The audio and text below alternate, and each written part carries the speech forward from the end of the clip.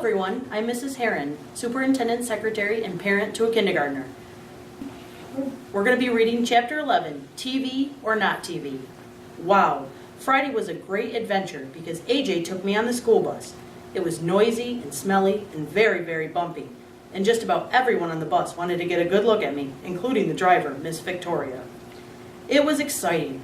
Almost too exciting because AJ couldn't hold my cage steady and I was slipping and sliding and bouncing until I was quite dizzy. "Sorry, Humphrey, I'm trying to hold still," AJ told me as someone bumped his elbow and sent me sprawling on the floor of my cage. "It's all right," I squeaked weakly.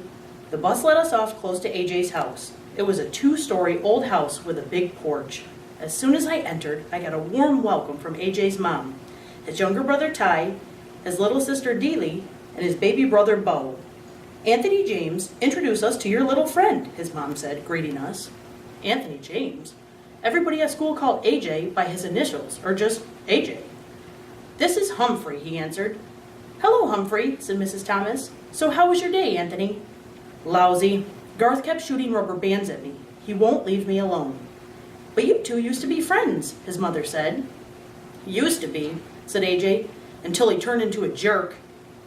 Mom patted her son on the shoulder. "Well, you've got the whole weekend to get over it. Now take Humphrey into the den and get him settled." Mrs. Brisbane called him "Lower Your Voice, AJ," because AJ always talked extra loud in class. I soon noticed that everybody at AJ's house talked extra loud. They had to, because in the background, the TV was always blaring. Now, every house I've been to in so far has had a TV.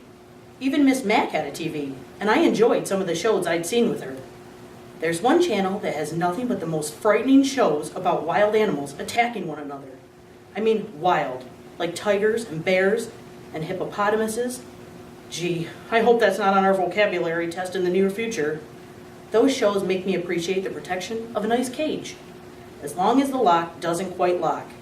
There's another channel that only has people in funny-looking clothes dancing and singing in very strange places. It makes me glad that I have a fur coat and don't have to figure out what to wear every day. Mostly, I like the cartoon shows. Sometimes they have mice and rabbits and other interesting rodents, although I've never seen a hamster show, yet. Anyway, the difference at the Thomas's house is that the television is on all the time. There's a TV on a table across from a big comfy couch, and a big comfy chair, and someone's almost always sitting there watching. I know because they put my cage down on the floor next to the couch. I have a very good view of the TV. I couldn't always hear the TV though, because AJ's mother had a radio in the kitchen, which was blaring most of the time while she cooked or did crossword puzzles or talked on the phone. No matter what she did, the radio was always on. When AJ's dad came home from work, he plopped down on the couch and watched TV while he played with the baby. Then AJ and Ty plugged in some video games and played while Dad watched. Deely listened to the radio with her mom and danced around the kitchen. When it was time for dinner, the whole family took plates and sat in the den so they could watch TV while they ate. Then they watched TV some more. They made popcorn and kept watching.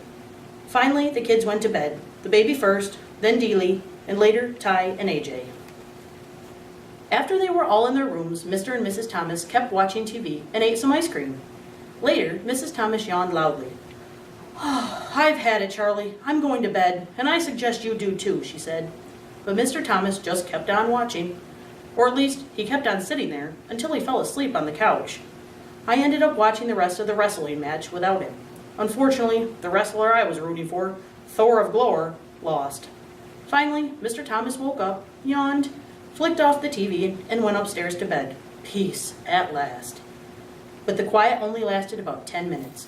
Soon, Mom brought Bo downstairs and gave him a bottle while she watched TV. When Bo finally fell asleep, Mrs. Thomas yawned and flicked off the TV. Blessed relief! 5 minutes later, Mr. Thomas returned.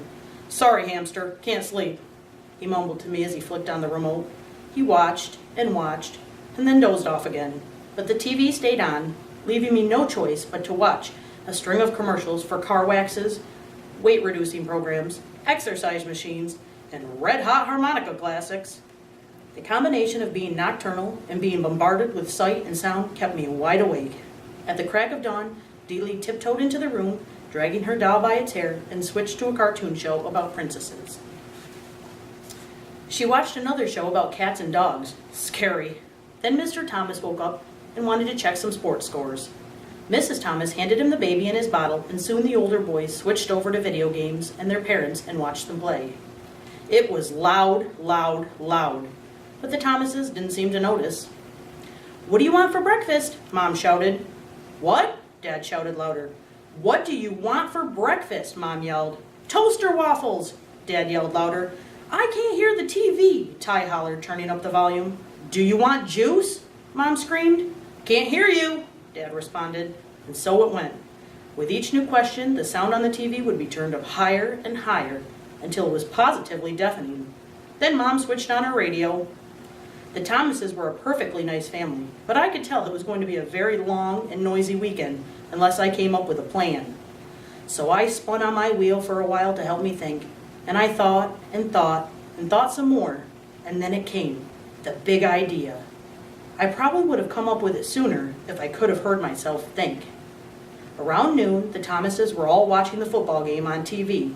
Or rather, Mr. Thomas was watching the football game on TV while AJ and Ty shouted questions at him. Mrs. Thomas was in the kitchen, listening to the radio and talking on the phone. Dealey played peekaboo with the baby in the cozy chair. No one was watching me, so I carefully opened the lock that doesn't lock on my cage and made a quick exit. Naturally, no one could hear me skittering across the floor as I made my way around the outside of the room over to the space behind the TV cabinet. Then, with great effort, I managed to pull out the plug, one of the most difficult feats of my life. The TV went silent. Beautifully, blissfully, silently silent. So silent, I was afraid to move. I waited behind the cabinet, frozen. The Thomases stared at the TV screen as the picture slowly went dark. "Ty, did you hit that remote?" Mr. Thomas asked. "Nah, it's under the table." "Anthony, go turn that thing on again," Mr. Thomas said. AJ jumped up and hit the power button on the TV. Nothing happened. "It's broken!" he exclaimed. Mrs. Thomas rushed in from the kitchen. "What happened?" Mr. Thomas explained that the TV had gone off and they discussed how old it was, 5 years. Whether it had a guarantee, no one knew. And if Mr. Thomas could fix it, he couldn't. Everything was fine and it went off, just like that. "I guess we'd better take it in to get fixed," Mr. Thomas said. "How long will it take?" Dealey asked in a whiny voice. "I don't know," her dad replied. "How much will it cost?" Mrs. Thomas asked. "Oh, yeah," her husband said. "I forgot. We're a little low on funds right now." The baby began to cry. I thought the rest of the family might start crying too. "Well, I get paid next Friday," Dad said. AJ jumped up and waved his hands. "That's a whole week away!" "I'm going to Grandma's house. Her TV works," said Ty. "Me too," Dealey chimed in. "Grandma's got her bridge club over there tonight," Mom said. "I know," said Dad. "Let's go to a movie." "Do you know how much it costs to go to a movie?" Mom asked. "Besides, we can't take the baby." Oh, they whined and bickered for quite a while. They got so loud I managed to scamper back to my cage unnoticed. Then I guess I dozed off. Remember, I had hardly a wink of sleep since I'd arrived. The bickering was a nice, soothing background after all that racket. I was only half asleep when the squabbling changed. "But there's nothing to do," Dealey whined. Her father chuckled. "Nothing to do? Girl, my brothers and I used to spend weekends at my grandma's house, and she never had a TV. Wouldn't allow it." "What did you do?" AJ asked. "Oh, we were busy every minute," he recalled. "We played cards and board games and word games, and we dug in her garden and played tag." He chuckled again. "A lot of times we just sat on the porch and talked. My grandma, she could talk." "What'd she talk about?" Ty wondered. "Oh, she'd tell us stories about her growing up, about ghosts and funny things, like the time her uncle was walking in his sleep and went to church in his pajamas." Mrs. Thomas gasped. "Oh, go on, Charlie." "I'm just telling you what she told us. He woke up in the middle of the service, looked down, and there he was, in his blue and white striped pajamas." I let out a squeak of surprise, and the kids all giggled. Then Mrs. Thomas told a story about a girl in her class who came to school in her slippers by accident one day. "Yes, the fuzzy kind," she explained with a big smile. They talked, and Dad got out some cards, and they played a game called Crazy Eights, and another one called Pig, where they put their fingers on their noses and laughed like hyenas. When Bo fussed, they took turns jiggling him on their knees. After a while, Mrs. Thomas gasped, "Goodness sakes! It's an hour past your bedtimes!" The children all groaned and asked if they could play cards tomorrow. And in a few minutes, all the Thomases had gone to bed, and it was quiet, quiet, quiet for the first time since I'd arrived. Tip 11, be careful. If you set free, hamsters are experts at disappearing in a room. Guide to the Care and Feeding of Hamsters, Dr. Harvey H. Hammer.